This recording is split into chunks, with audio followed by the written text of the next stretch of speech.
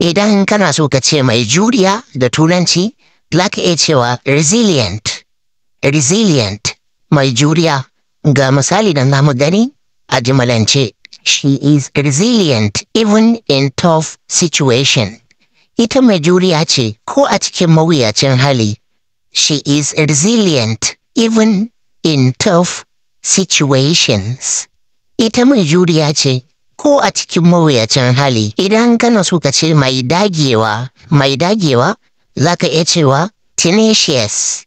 Tenacious shine mai dagewa. He is tenacious in fighting for his right. Yana da dagewa wajen kare haƙƙinsa. He is tenacious in fighting for his right. Yana da dagewa wajen kare haƙƙinsa. Ga mutanen da suke so su iya magana da turanci ko suke so su iya karatu da rubutun turanci ko karatu da rubutun Hausa ko da baka taɓa shiga makaranta ba, ka ɗauki namba ta akan sikirin ko kuma ka duba profile ɗina, ka ɗauki namba ta iya Tosop ne kawai ake yin magana banda kira.